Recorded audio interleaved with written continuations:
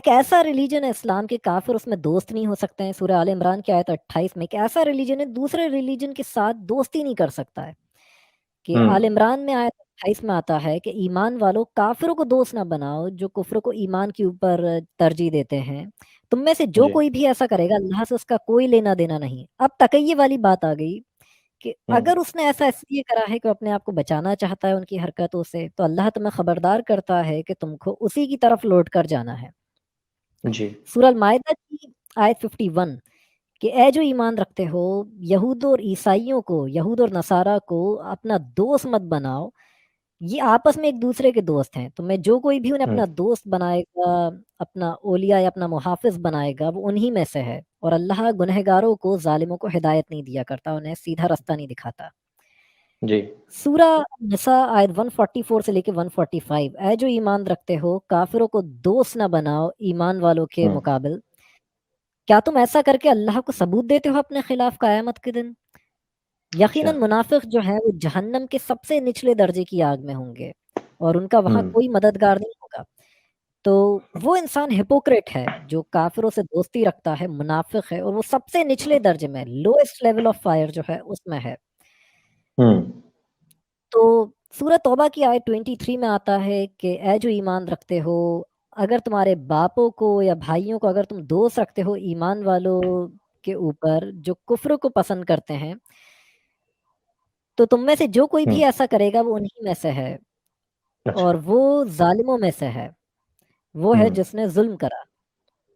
यानी काफिर पूरी तरह जो है दोस्त नहीं हो सकते, उनसे दोस्ती किसी तरह की नहीं है। जो कहेगा। अभी तक आपने बताया है, जो अभी तक आपने बताया है, मैं नीरज जी के साथ में भी उसके बारे में एक चर्चा करना चाहता हूँ छोटी सी। नीरज जी देखिए, हम लोग जैसा जिस भारतवर्ष में रहते हैं, यहाँ पे 50% से ज्यादा लोग तो ऐसे हैं जो कि अभी तक भी धर्म और मजहब के बीच का भेद तो जानते ही नहीं है। बल्कि अगर कोई उसकी सच्चाई बताने के लिए आएगा भी, जैसे कि यहाँ पे भी कुछ हिंदू या ईसाई नामधारी हैं या कुछ क्रिप्टो नामधारी हैं जो कि अपोस्टेट इमाम को ही गलत बताने की कोशिश कर रहे हैं। जिस किताब में लिखा हुआ है, स्पष्ट रूप से लिखा हुआ है कि भाई हमारे यहाँ पे कोई भाईचारा नहीं है। अभी अमन चोपड़ा एक डिबेट कर रहे थे अपने चैनल के ऊपर, तो उन्होंने कहा कि जिस तरीके से गुरुद्वारे के अंदर अभी कहा लोगों ने कि आप आ जाइए यहाँ पे नमाज पढ़ लीजिए अगर कहीं पर नहीं पढ़ने को मिल रहा है। तो मौलानाओं से पूछा गया कि क्या इसी तर्ज पर मस्जिदों के अंदर कभी गुरबाणी हो सकती है, या मंदिरों में जिस प्रकार से हवन होता है, भजन कीर्तन होता है, वो मस्जिदों में करने के लिए कभी स्थान दिया जाएगा क्या? तो लाइव बैठ करके मौलाना ने इन सब चीजों के लिए मना कर दिया, और उसने कहा कि हमारे इस्लाम में इन सब चीजों की कोई भी जगह है ही नहीं।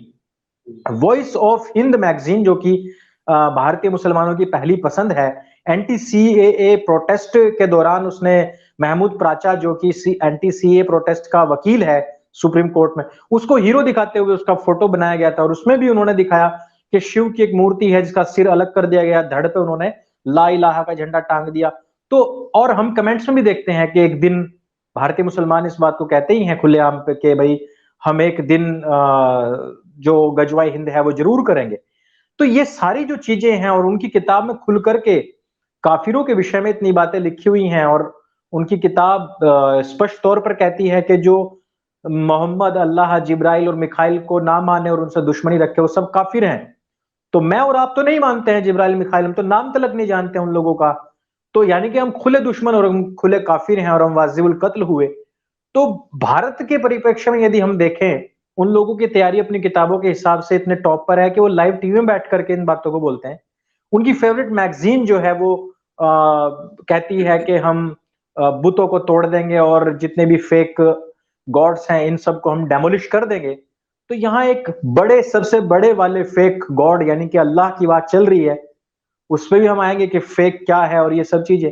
भारतीय बहुसंख्यक समाज को आप किस तरीके से, किस परिदृश्य में देखते हैं? और यही सब कुछ चलता रहा और हम और आप आराम से बैठ जाए, पोस्टेड इमाम अपनी नौकरी करते रहे मस्त, तो क्या देखते हैं आप भारत का भविष्य अगले 20-25 साल में? अंकुर जी, अगर वैसे चलता रहा ना, अब पहले तो जो आपने एग्जांपल दिया था कि वो लाइव टीवी में बैठ के बोल रहा है कि हम नहीं देंगे यस। क्योंकि इस्लाम में उसकी परमिशन नहीं है। तो ये यस। आपको उनकी तैयारी तो बताता है, लेकिन उनकी यस। तैयारी का लेवल वो ये बता रहा है कि उन्होंने जो हमारे यहाँ का बहुसंख्यक समाज है उसको यस। किस लेवल ब्रेन वॉश कर दिया और कैसा गधा बना या दिया है। अपने सामने सब कुछ देखते हुए भी वो उसको विश्वास नहीं करते। इसमें मैं जो स्टूडेंट्स को एग्ज़ाम्पल दिया करता हूँ वो क्या है जी। कि जब हम छोटे थे ना तो जब मिस्ट्री नॉवल पढ़ते थे तो उसमें होता था कि परफेक्ट क्राइम कौन-सा होगा? तो आंसर आता था परफेक्ट क्राइम वो होता है जिसमें कोई सबूत ना छोड़ा जाए। बिल्कुल। लेकिन अभी जैसे-जैसे साइकोलॉजी आगे प्रोग्रेस कर रही है, अब उससे अगला स्टेप होता है एक कि परफेक्ट क्राइम वो कहलाएगा जिसमें आपने यही पता नहीं चलने दिया कि क्राइम हुआ भी है कि नहीं हुआ। यस। ये हो गया सेकंड लेवल। फिर उसके बाद जी। तीसरे लेवल पे आते हैं कि जहाँ पर जो विक्टिम है, उसे ही पता नहीं चलता कि क्राइम हुआ है। हुँ।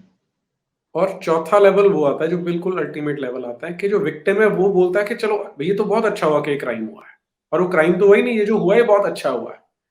तो वो इस चौथी स्टेज पे ला चुके हैं हमें जी। कि जो जनमानस है, उसके सामने सब हो रहा है और उनके बीच में ऐसे गधे बैठे होंगे जो कहेंगे कि यार वो कह रहा है तो ठीक ही तो कह रहा है। तो हाँ। अब जो आपका प्रश्न था कि हम कैसे देखते हैं इसे, जो आपने जी। 20-25 साल बोला ना, उतना समय वो देंगे नहीं अब। अच्छा। उतना समय है नहीं हमारे पास, तो ये जो हमें विंडो मिला हुआ है ना, मैं इसे मानता हूँ कि मैक्सिमम 5 से 10 साल की विंडो है, हुँ। जिसमें हमें सारा कुछ रिवर्स करना है जो पिछले 75 साल में हुआ। तो जो काम आप कर रहे हैं, जो एपोस्टेट इमाम कर रहे हैं और कुछ लोग और भी कर रहे हैं इसको, उसका उद्देश्य यही है कि हम जो ये बिल्कुल हम अपनी सभ्यता के विनाश की ओर बहुत द्रुत गति से बढ़ रहे थे, पहले उसको रोकें और फिर उसको वापस धकेलें, ताकि जिन लोगों को भटका दिया गया, उन्हें वापस हम सनातन धर्म में ला सकें, उनका शुद्धिकरण करें, उनकी घर वापसी जी। करवाएँ और उसके बाद मानवता फिर की जो रक्षा कर सके। मानवता की रक्षा कर सकें, बिल्कुल ठीक बात है। जी। और इसमें अब मैं इसे 2 ढंग से देखता हूँ। पहला ये कि वीर सावरकर कहा करते थे कि पॉलिटिकल एम्पावरमेंट होनी चाहिए सबसे पहले तो, कि जो जी। हिंदू है उनको पॉलिटिकली पावरफुल होना पड़ेगा। हुँ। वो हिंदुओं को समझ में आया तो उन्होंने मोदी जी को सत्ता दी। 2019 में जी। और प्रचंड बहुमत दे दिया। हुँ। अब ये उन्होंने किया कि आप हमारे लिए काम करेंगे। हुँ। लेकिन मोदी जी कहीं शिथिल पड़े हैं, अब क्या कारण है मैं नहीं जानता, उसमें नहीं जाएँगे जी, हम। जी।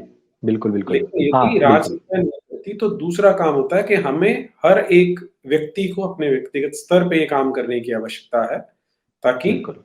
यदि राजसत्ता नहीं करी तो हम हाथ पे हाथ धरे बैठ नहीं सकते कि यार उन्होंने नहीं किया, हम क्या करें? इस तरह के डिफीटिस्ट माइंडसेट से बाहर आके हमें काम करना पड़ेगा और इसमें आप हैं, मैं हूँ और जो एक्स मुस्लिम्स हैं, जो मुखर होके बात कर रहे हैं, उनका जो रोल है बहुत अहम हो जाता है। और बिल्कुल। यदि हम इसमें शिथिल पड़े तो 20-25 साल में आप इस देश को भी पाकिस्तान जैसा बनता हुआ देखेंगे, जहाँ आपको महिलाएँ पेंगुइन के रूप में नज़र आएँगी और पुरुष बकरे के रूप में दिखाई देंगे, जो हम बिल्कुल। नहीं चाहते कि ऐसा हो। नहीं। जो छत्रपति शिवाजी महाराज ने किया, गुरु गोविंद सिंह ने किया, जो महाराणा प्रताप ने किया, तो यदि जी। हम उस धरोहर को नहीं आगे बढ़ाते, तो हम फिर अफ़ज़ल खान वाली धरोहर की ओर बढ़ रहे हैं।